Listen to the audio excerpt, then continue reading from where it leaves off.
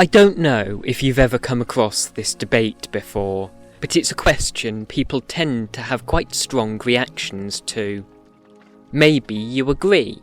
A hot dog is, after all, a filling of meat, sauces and onions, with bread on either side. But many people have knee-jerk reactions against this. We could try to delimit it. Perhaps a sandwich needs bread at the top and the bottom. A hot dog is missing that lid, so can't possibly be a sandwich. But does that mean that when I pick up my sandwich to eat it, or when it's presented in those corner boxes at the supermarket, it stops being a sandwich? Things don't usually change what they are based on their orientation, so why can't a hot dog just be a sideways sandwich? And what about open sandwiches? They only have bread on the bottom. But if we include them, where does it end? Does that make pizza a sandwich? Or beans on toast? Or garlic bread? Sometimes trying to define something just winds us round and around in circles. As humans, we like to think of the world as discrete and easily categorizable into separate objects, but the reality is anything but. Words reflect the way we see the world. While there may be no hard line between the colours green and blue as physical phenomena, we use different words for the two and are forced to separate them somewhere. This blurring of the boundaries between referents is what in linguistics we call fuzziness. Blue and green are both considered categories. Think of this like a bag. We can put loads of different shades of colour into each bag, but even though they may be different, and we do still perceive them as being different, we put a single label on the bag that describes all the contents. However, as we've seen, there does exist this fuzziness between categories. Not everything can be placed in a single bag unambiguously. Some people may place this colour in the green bag, while others place it in the blue bag.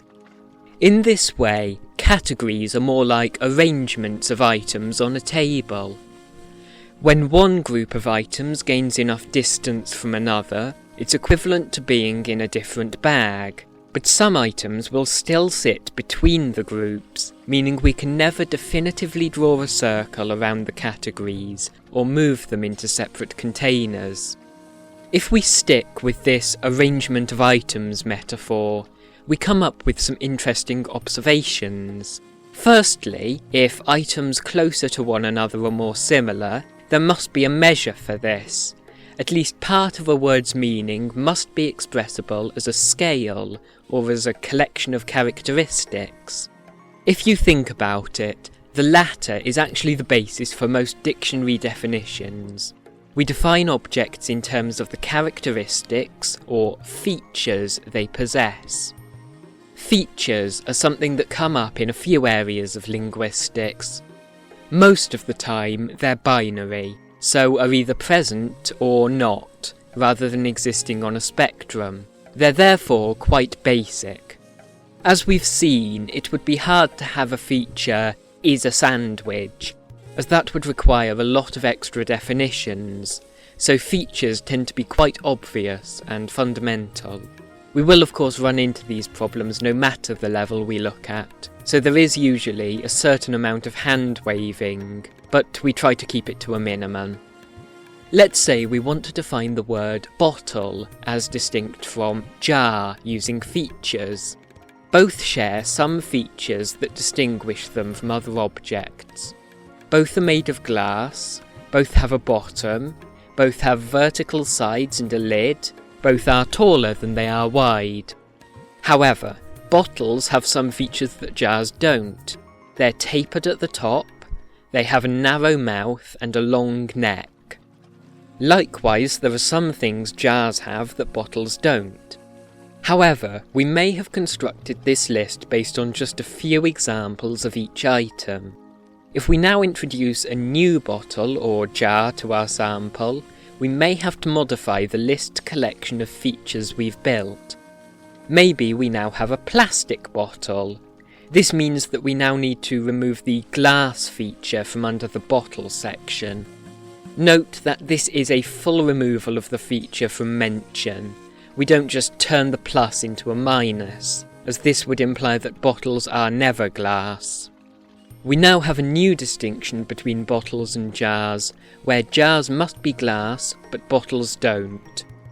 This featural approach to meaning is essentially the one we saw at the start of the video, so suffers from the same problems.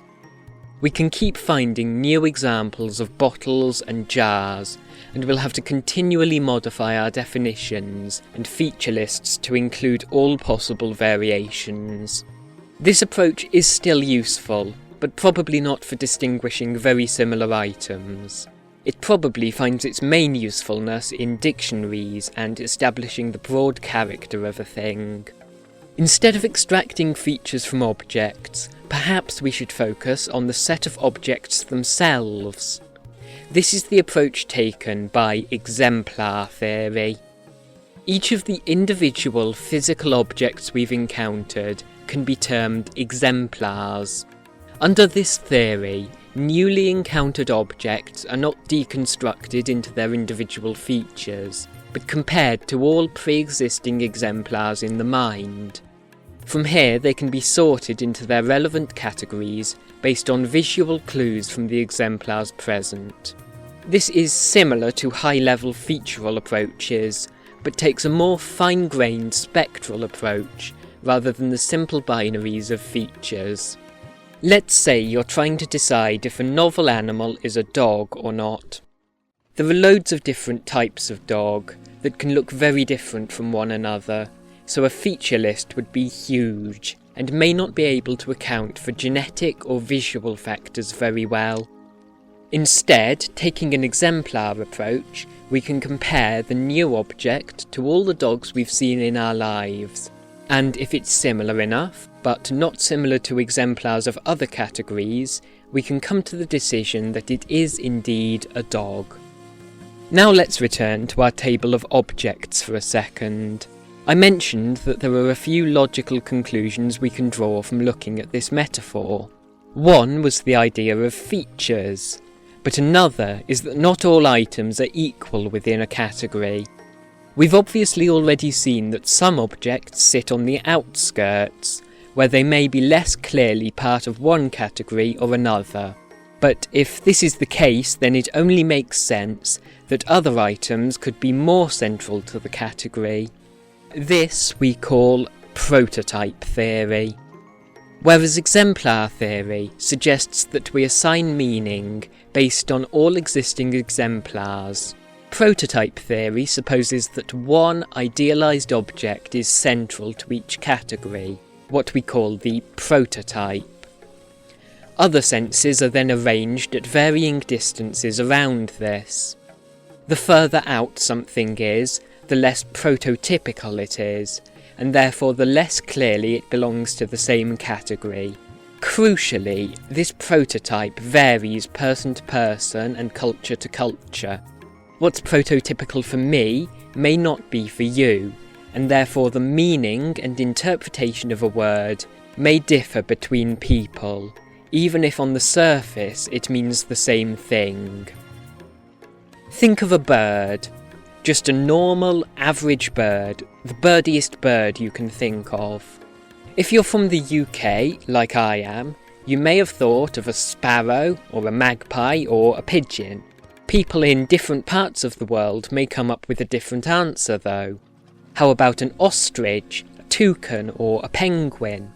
While biologically these are definitely just as much birds as any others, and I do of course know that, from my northwestern European perspective, these just somehow feel less bird-like than, say, a robin or a starling. This is because they differ more substantially from my prototypical bird. Prototypes are also grounded in experience, so because I've only ever encountered these in zoos and picture books before, they feature less prominently than swallows or pigeons, which I've seen thousands of times before.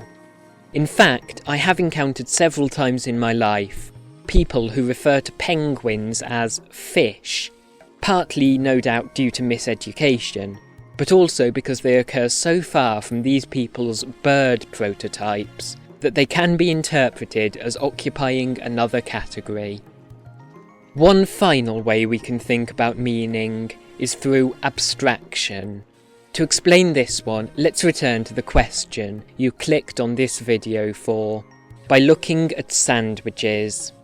Abstraction involves stripping away all the unnecessary parts of a situation to get to the root of what's going on.